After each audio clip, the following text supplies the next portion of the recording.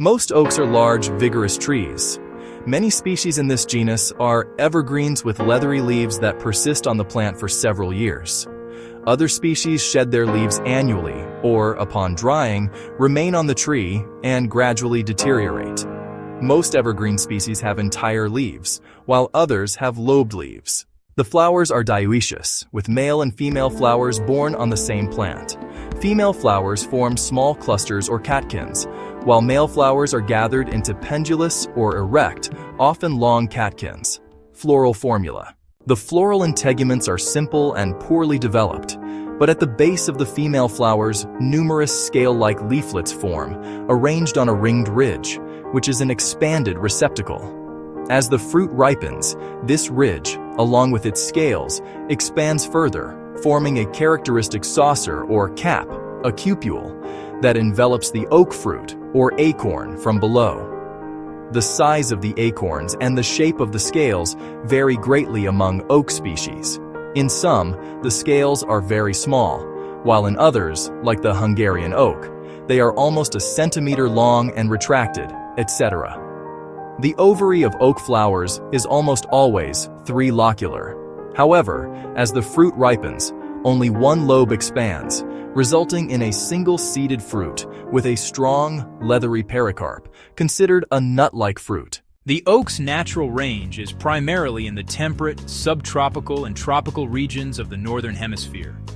Its southern limit of distribution is the tropical highlands, along which, in particular, several oak species cross the equator and extend slightly into the Southern Hemisphere, South America, and the islands of Indonesia. Sclerophyllous oaks have grown in southeastern Tibet in the Sino-Tibetan Mountains since the late Eocene. Similar and common species are found in the highlands of Afghanistan, on the slopes of the Hindu Kush, and the Himalayas. The closest European relatives of these oaks live in the Mediterranean region. Species main article, species of the genus. Quercus, the most well-known species. Holm oak on a plain in Spain. Leaves of the swamp oak, Quercus palustris. Various oak species are common in temperate and warm climates. In hot climates, they grow in the mountains. There are no oaks in South America, with the exception of its northern part. They are also absent from Australia. In Africa, only in countries bordering the Mediterranean Sea. In Central Europe, there are up to 20 species. Only one species is widely distributed in Russia, the English oak, Quercus robur, with two varieties. The difference between them is that one blooms in mid to late spring, the summer oak, while the other blooms 2 or 3 weeks later, the winter oak, source not specified for 1432 days. In northwestern Russia, oak grows as far as Finland, reaching latitudes of 60 degrees and even 61 degrees north. Eastward, the northern limit of oak distribution gradually descends southward, and approaching the Ural Mountains it drops to 57 degrees and somewhat further south.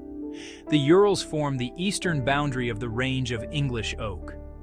In western Russia and on the Black Sea coast of the Caucasus, a species quite common in the rest of Europe, sessile oak, Quercus petrea, is found. Both of these oaks form the main component of Russian oak forests and groves, the number and extent of which are decreasing each year. In the Caucasus, they are joined by downy oak, Quercus pubescens, Hartwissian oak, Quercus hartwissiana, large anther oak, Quercus macranthera, and chestnut-leaved oak, Quercus castanefolia, which belongs to a separate subgenus, Caris. Another species, the Mongolian oak, Quercus mongolica, grows in the Russian Far East, including the Amur, Primorye, and Sakhalin regions. A small relic grove of Mongolian oak is found in Transbaikalia, near the Uryupino border outpost.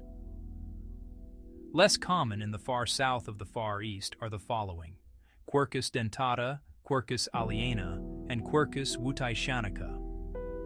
From the 1950s to the 1980s, attempts were made to acclimatize the oak in the Altai region.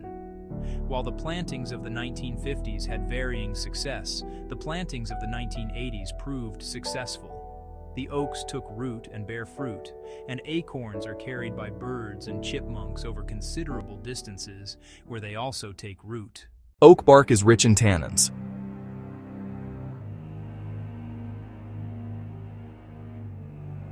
Oak galls across the Mediterranean and Russia supply dye and tannins.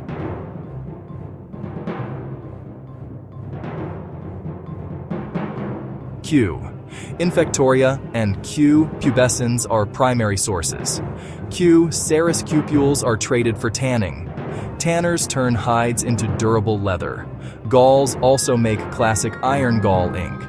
Bark decoction can ebonize pale woods. Traditional teas and gargles exist. Consult a professional. Significance and use. Oak timber for construction and ornamental purposes is primarily produced by the aforementioned Russian-European species. Of the other oak species, the most important is the cork oak, Quercus suber, which grows in southern France, Spain, Algeria, and on the Black Sea coast of the Caucasus. It is remarkable for the unusually thick layer of cork that forms in its bark. This layer can be several centimeters thick and is used to make bottle stoppers. Cork removal begins with 10 to 15-year-old trees. The first cork is useless, but after 8-12 years, a new cork grows, which is then used. After the second removal, a third layer is removed after a certain period of time, and so on. The evergreen holm oak, Quercus ilex, which grows in Italy and throughout the Mediterranean region, produces sweet acorns that are eaten as food. Many oak trees in the eastern and warmer parts of America, particularly in California, are similarly characterized by their richness. They were widely used as food by Native Americans. Acorns are also used as livestock feed. Acorns from oak trees growing in this area are used exclusively for making acorn coffee. Also, the most expensive mushrooms, truffles, grow under oak trees, forming a symbiotic relationship with their root system. There is a quiet satisfaction.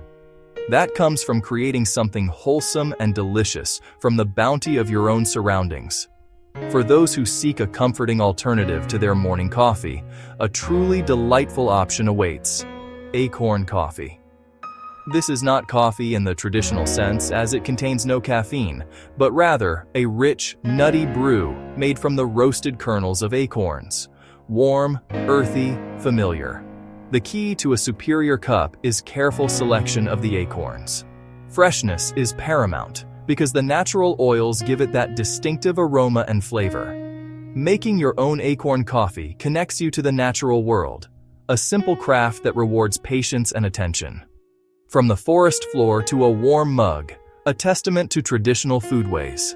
This process reveals subtle nuances nature provides.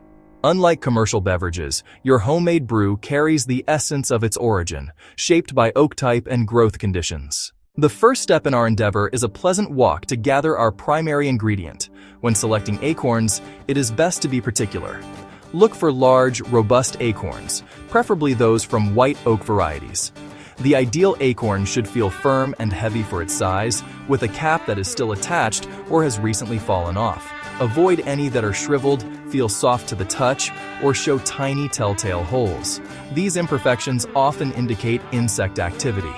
A compromised acorn tastes unpleasant and can affect your final product. Once home, begin with a thorough washing. Cover completely with cool water, then gently swirl and rub to dislodge dirt and plant matter. Use the float test. Any acorns that float should be discarded. Floaters often mean the kernel has dried out, rotted, or been eaten, leaving an air pocket. Good acorns sink. Separate the floaters and drain the rest for drying. Preheat the oven to around 350 degrees Fahrenheit, or 175 Celsius. Spread in a single even layer. Moisture turns to steam, and you may hear gentle pops as shells crack. Roast 10 to 15 minutes until shells darken and many split. This is perfectly normal. Cool just enough to handle safely. The shells will be brittle. Use a nutcracker, or place in a cloth and gently tap with a small hammer. Crack the shell without crushing the kernel. Remove both the hard shell and the papery testa, it can be bitter. Set aside clean kernels. With your acorns shelled and the kernels revealed, begin transforming them into a coarse mince. While warm, they process easier. A hand crank meat grinder gives a consistent, coarse grind without extra heat. A heavy-duty food processor works too. Short pulses, small batches, to avoid a paste. Aim for uniform pieces, not a fine powder yet. Spread the mince in a thin, even layer. This is the key flavor roast. Very low heat, about 200 Fahrenheit, 95 Celsius, and prop the door slightly ajar so moisture escapes. Slow and low develops a deep, nutty richness. Stir every 15 to 20 minutes for even drying and color. Haste scorches and turns bitter. Patience is essential. Expect 1 to 2 hours, depending on moisture and your oven. Remove when dry and crisp. Cool fully on the sheets. Prepare a clean grinder and work in small batches to prevent overheating. Grind to the texture of finely ground coffee. Dark, aromatic, beautiful. Proper storage is absolutely essential for maintaining the quality and flavor of your freshly made acorn coffee. Its rich, nutty character comes from delicate oils that degrade with air, light, and heat, leading to stale aroma and taste. Store powder in a completely airtight container. Dark glass like amber or cobalt offers extra light protection. Keep it in a cool, dark pantry or cupboard, away from heat sources like the stove, oven, or a sunny window. Cloth or paper bags are permeable. Skip them. Label and use within a few weeks for optimal taste. Brew like coffee or tea. 1 to 2 teaspoons per cup in a French press, drip maker, or pour boiling water and let settle. Caffeine-free, perfect at night.